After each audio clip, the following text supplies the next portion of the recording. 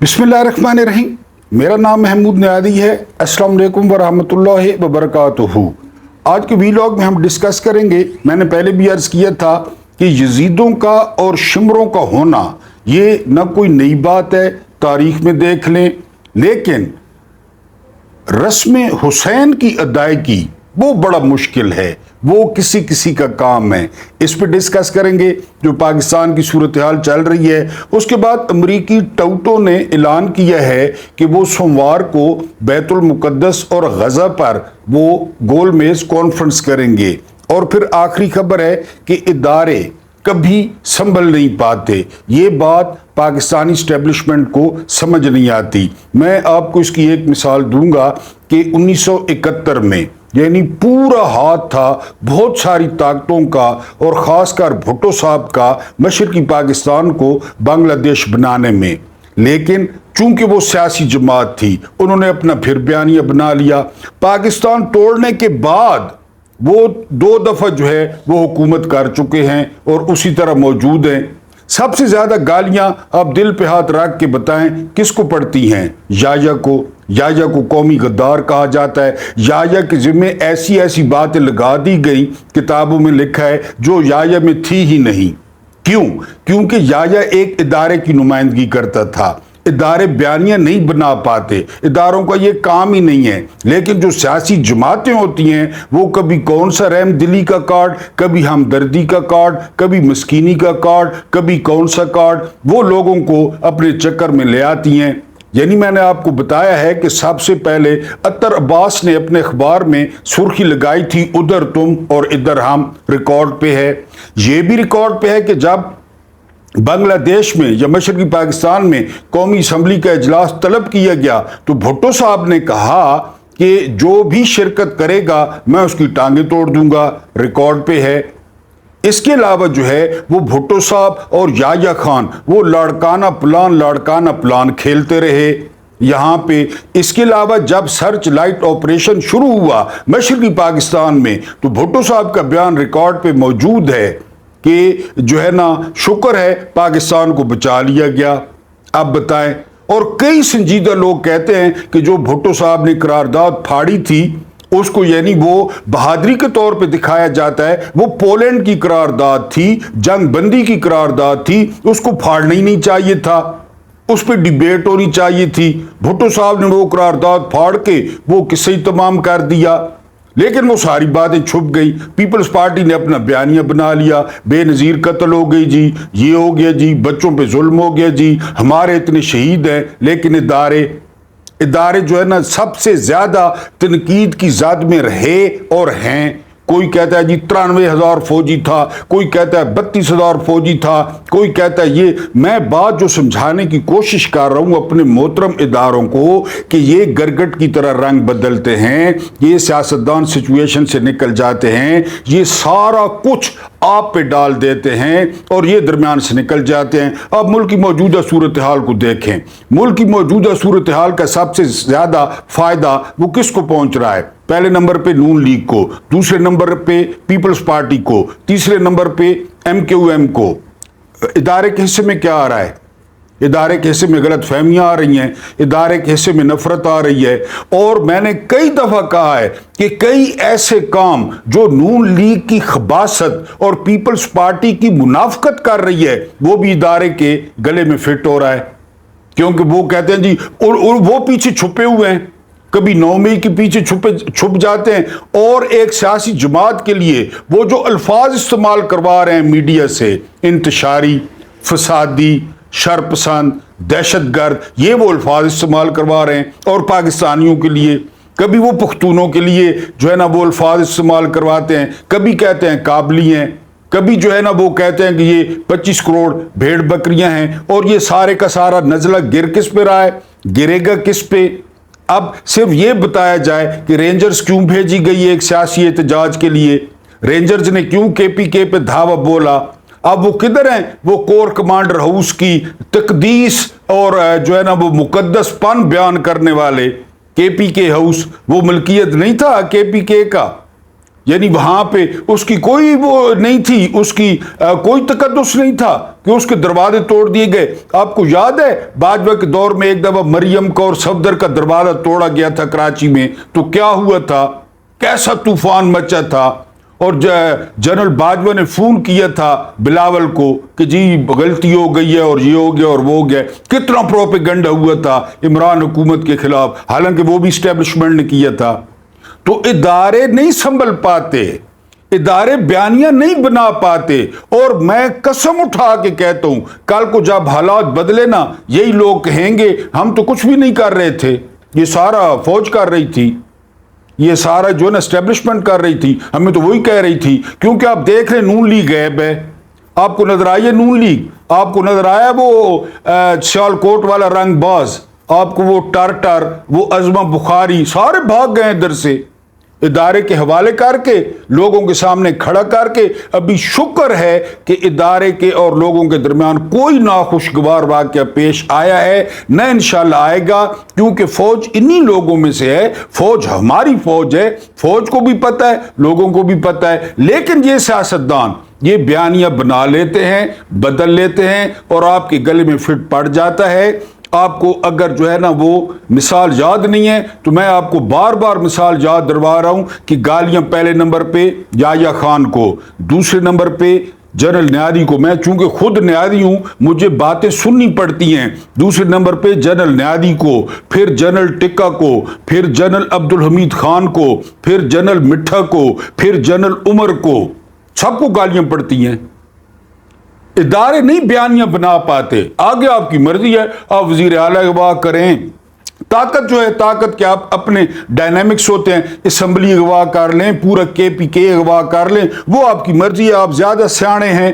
امریکی ٹوٹوں نے اس احتجاج کو ڈائیورٹ کرنے کے لیے اور حسب معمول جماعت اسلامی، میں نے آپ کو بتایا کہ انفرادی طور پہ اتنے اچھے لوگ ہیں، اتنے صاف ستھرے لوگ ہیں، میں ذاتی طور پہ ان کو جانتا ہوں، لیکن ان کے ڈی این اے میں یہ سہولت کاری پتہ نہیں کہاں سے آ گئی ہے، بی ٹیم بننے کی عادت انہیں پتہ نہیں کہاں سے جو ہے نا وہ پڑ گئی ہے۔ اور اب تو میں یہ بھی کہتا ہوں کہ حافظ نعیم الرحمان کو بھی منتخب کرنا میرا خیال ہے کہ جماعت اسلامی سے بلنڈر ہی ہو گیا ہے، کیونکہ وہ عجیب و غریب کام کر رہے ہیں۔ پہلے انہوں نے سہولت کاری کی اور دھرنا دیا، اور دھرنے کا نتیجہ کیا نکلا، 3.5 روپے بجلی مہنگی کرا کے آئے۔ وہ کدھر گئی سستی بجلی، وہ کدھر گئی سستی چیزیں۔ اب انہوں نے کیا کیا، آئینی ترامیم کے خلاف مزاحمت ہو رہی ہے، بجائے اس کو سپورٹ کرنے کے کہ یہ آئینی ترامیم نہ کریں، عدلیہ ختم ہو جائے گی، ملک میں مارشل لاء لگ جائے گا، ملک میں بنیادی انسانی حقوق ختم ہو جائیں گے، انہوں نے جو ہے وہ سوموار کو کٹا کھول دیا ہے جی، غزہ کانفرنس، آل پارٹیز،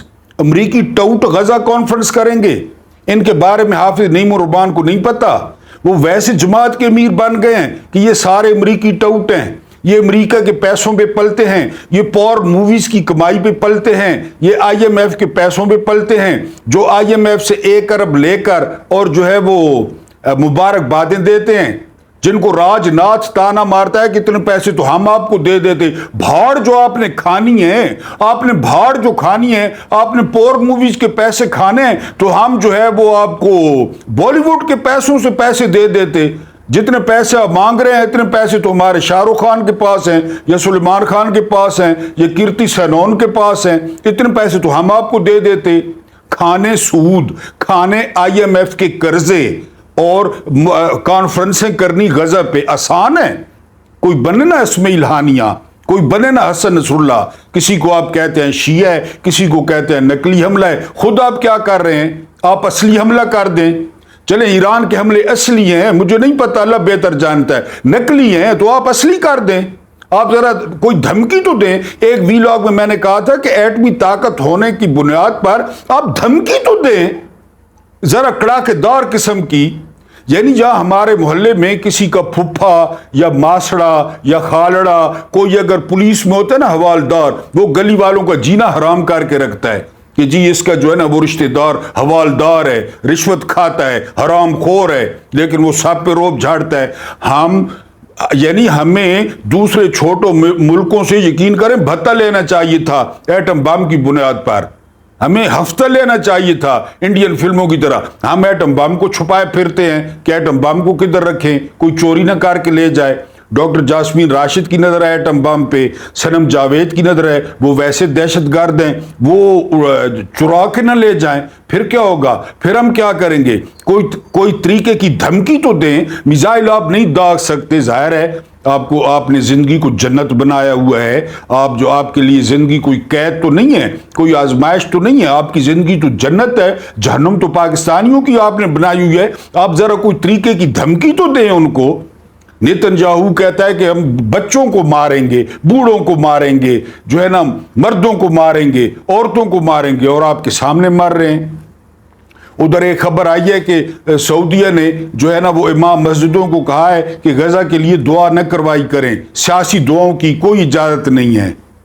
बताएं, उधर आपकी ये हालत है और आप गजा पे कॉन्फ्रेंस है। आपको जानता कौन है? आप हैं कौन? बेगानी शादी में अब्दुल्ला दीवाना। पूरी दुनिया में आपकी पहचान क्या है? भिखारी की, पैसे मांगने वाले की। जिसके सामने आप जानते हैं वो पहले अपनी जेबें जो है ना संभालता है कि पैसे मांगेंगे, भीख मांगेंगे। ये अभी शंघाई कॉन्फ्रेंस यहां तलबे चाटेंगे, इस्तंजे करवाएंगे और जो है ना मालिशें करेंगे कि कुछ दे के जाओ, कुछ दे के जाओ।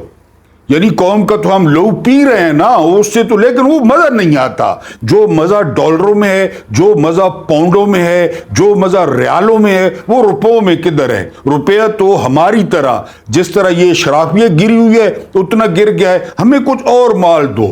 बहरहाल जमात इस्लामी ने जो है वो हस्बे मामूल सहूलतकारी की है। जमात इस्लामी हस्बे मामूल बी टीम है। बजाय ये जो पाकिस्तान में जुल्म हो रहा है, इस पे हाफिज साहब क्यों नहीं बोलते?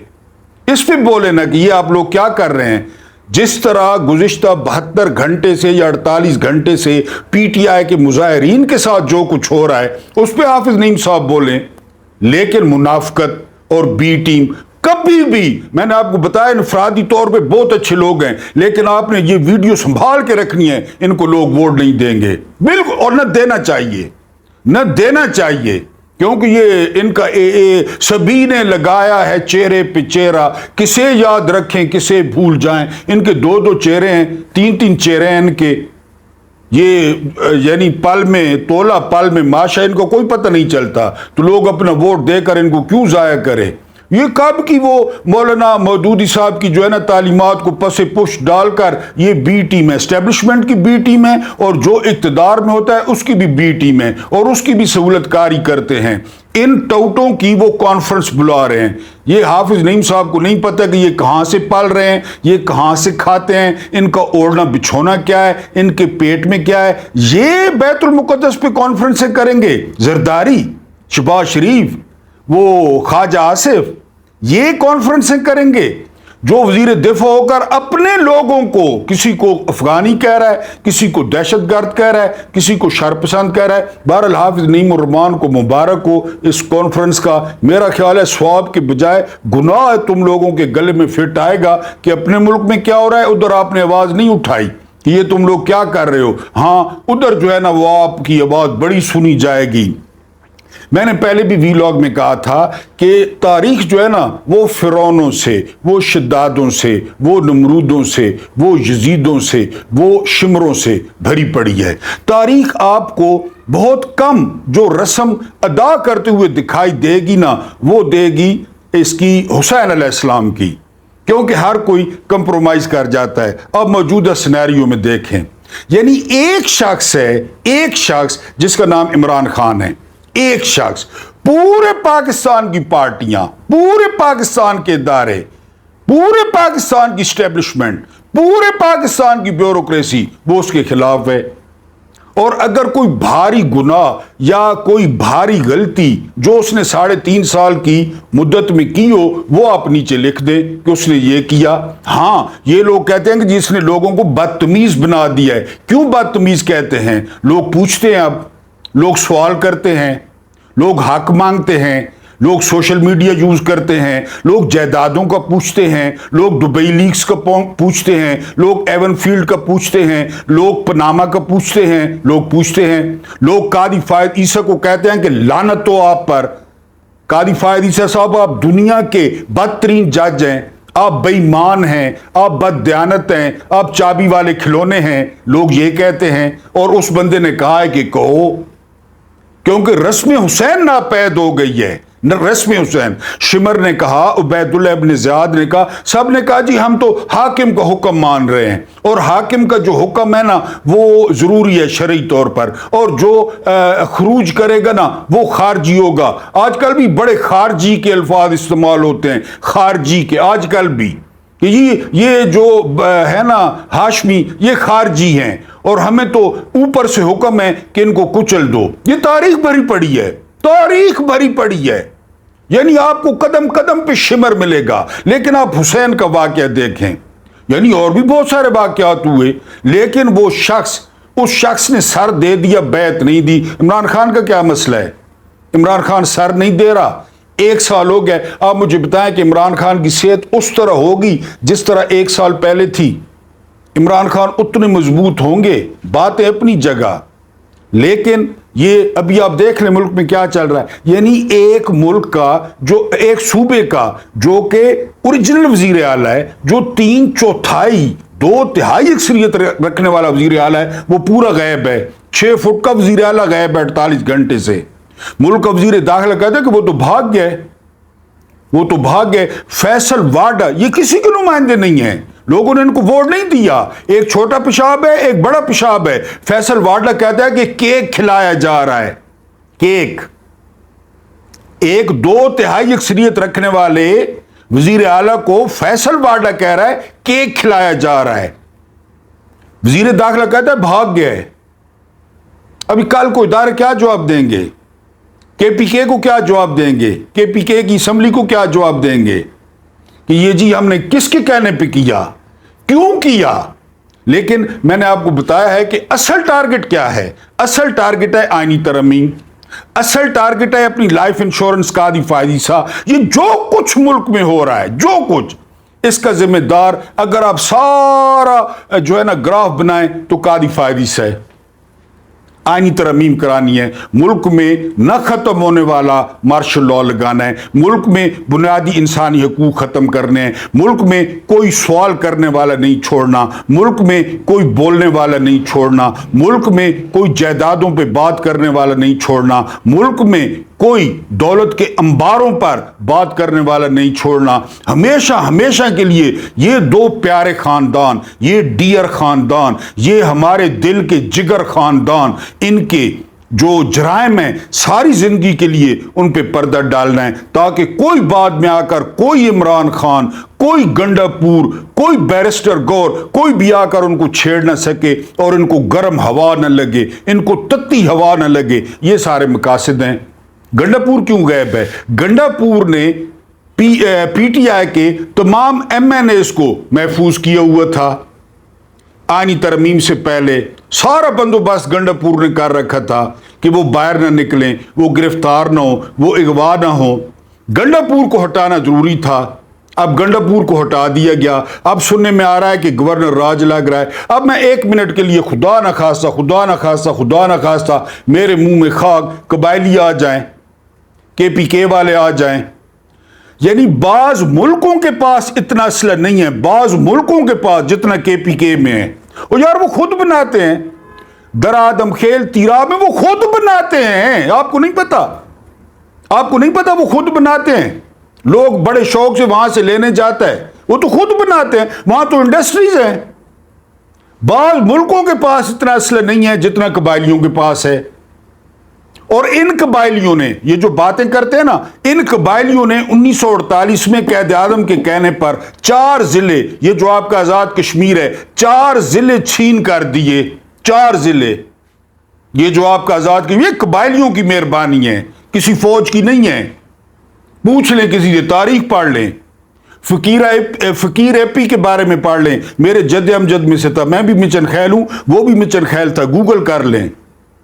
میرے باپ دادا میں سے تھا. فقیر اے پی روڈ بھی ہے اسلام آباد میں, فقیر اے پی روڈ, اس کے بارے میں پڑھ لیں. ان لوگوں نے یہ آزاد کشمیر چھین کے دیا قائد اعظم کے کہنے پر, ان قبائلیوں نے. اگر وہ قبائلی آ گئے, میرے منہ میں خاک, خدا نہ خواستہ پھر جن کا وزیر اعلیٰ غائب کر رکھا ہے. اور قائد اعظم نے کیا کہا تھا؟ قائد اعظم نے کہا تھا کہ بغیر تنخواہ کے یہ لوگ تمہاری فوج ہیں, بغیر تنخواہ کے قبائلی. یہ قائد اعظم نے فرمایا تھا. ان کے ساتھ کیا ہو رہا ہے؟ ان کو کیا کہا جا رہا ہے؟ قابلی ہیں، پختون ہیں، دہشت گرد ہیں، فسادی ہیں، یہ کہہ رہے ہیں. جو پیارے ہیں، وزیر اعلی غیب ہے، احتجاج ہر کسی کا حق ہے، مینڈیٹ چوری کر لیا گیا، انتخابی نشان چھین لیا گیا، ان کے لیڈر کو سیاسی مقدمات کی بھرمار کر کے جیل میں بند کر دیا گیا، تو احتجاج بھی نہ کریں، آواز بھی نہ نکالیں، رسم حسین بھی زندہ نہ کریں. وہ قومیں تباہ ہو جاتی ہیں جو رسم حسین زندہ نہیں کرتی، ورنہ پوری دنیا میں یزید ہی یزید ہے. نیتن یاہو یزید نہیں ہے، جو بائیڈن جو ہے نا شمر نہیں ہے، موڈی جو ہے نا وہ عبید اللہ ابن زیاد نہیں ہے. یہ تو بھری ہوئی ہے دنیا، تو دنیا بھری ہوئی ہے. لیکن رسم حسین کسی بھی، کیوں کہا گیا ہے کہ جابر سلطان کے سامنے کلمہ حق کہنا یہ بڑا جہاد ہے؟ آپ دیکھ لیں میرے کومنٹس میں جو ہے نا، آپ لوگوں کا بہت شکریہ. میرے کومنٹس میں آتا ہے کہ اللہ آپ کی حفاظت کرے. بہت شکریہ جو کومنٹس کرتے ہیں. کوئی کہتا ہے آپ کو ڈر نہیں لگتا، کوئی ٹونٹ کرتا ہے کہ ابھی تک آپ کو اٹھایا نہیں. بجائے میری ہمت افزائی کرنے کے نیچے کومنٹس لکھتے ہیں کہ ابھی تک آپ کو اٹھایا کیوں نہیں ہے. یہ لوگ بھی موجود ہیں یہاں پہ اسی بستی میں. قصور کیا ہے ہمارا؟ یہ جو لوگ مظاہرے کر رہے ہیں ان کا کیا قصور ہے؟ وہ حق مانگ رہے ہیں کہ ہمیں حق دیں، ہمارے لیڈر کو جو ہے نا وہ چھوڑیں، ہم آئینی ترمیم نہیں ہونے دیں گے. اور پھر میڈیا کا یہ سلوک کیوں ہے پتہ ہے آپ کو؟ اس لیے کہ 3.5 سال میں ایک چھوٹی سی ہڈی وہ عمران خان نے ان کے منہ میں نہیں ڈالی. عمران خان جب رشیا کے دورے پہ گئے نا، رشیا کے دورے پہ گوگل کر لینا ہے، انہوں نے کہا جی جس نے دورہ کور کرنا ہے وہ اپنے خرچے پہ آئے. بڑا اہم دورہ تھا، آپ کو پتہ ہے. یہ ARY نے ارشد شریف صاحب کو بھیجا تھا، شہید کو، ارشد شریف کو. آپ ارشد شریف کی رپورٹنگ دیکھ لیں، وہ بڑی سی ٹوپی کی ہوئی. عمران نے کہا کہ جنہوں نے میرا دورہ کور کرنا ہے نا، جنہوں نے اپنے چینلوں پہ پٹیاں چلانی ہیں، جنہوں نے چینلوں پہ پیسے کمانے ہیں اور ویوز لینے ہیں، وہ اپنے خرچے پہ آئے. اور گئے یہ سارے چینل والوں نے بھیجے. وہ صحافی حیران. ابھی یہ جہاز بھر کے گیا، یہ 2 نمبر وزیر اعظم، یہ نیو یارک میں، وہاں پہ صحافیوں کو اجازت دی کہ شاپنگ بھی کریں مالو مسلی کے خرچے پہ، شاپنگ بھی کریں دتے نائی کے خرچے پہ. شاپنگ کریں، ہم بلوں میں لے لیں گے، ہم اپریل کے یا مئی کے بلوں میں ایڈجسٹ کر لیں گے، تو سن تو شاپنگ کرو. یہ فرق ہے، یہ فرق ہے. رسم حسین بڑی مشکل ہے، پورا خاندان پورا حق کے لیے. لیکن یہ جو کچھ کر رہے ہیں نا، انہوں نے مرنا نہیں ہے. انہوں نے ریٹائرمنٹ کے بعد یا جو ہے نا وہ مدت پوری ہونے کے بعد انہوں نے جو ہے وہ پبلک میں نہیں جانا. پبلک ان سے اتنی نفرت کرتی ہے کہ شاید بنجمن نیتن یاہو جتنی کرتی ہو، ان سے اتنی نفرت کرتی ہے جو انہوں نے قوم کا حال کر دیا ہے.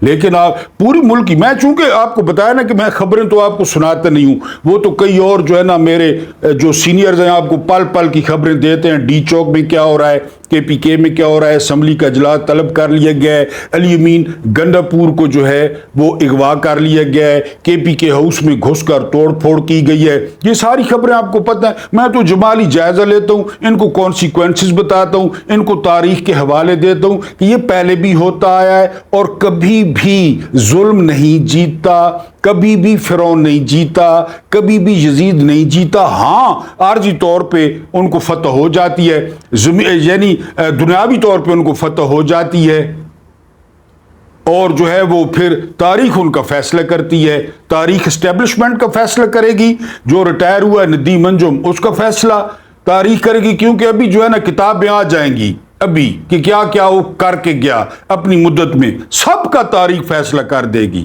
سب کا، کوئی نہیں بچے گا. میں نے آپ کو بتایا ہے تاریخ نہ کسی کی رشتہ دار ہے، تاریخ نہ سنی ہے، نہ شیعہ ہے، نہ دیوبندی ہے، کچھ بھی نہیں ہے. تاریخ سچا اور کھرا فیصلہ سناتی ہے، سچا اور کھرا.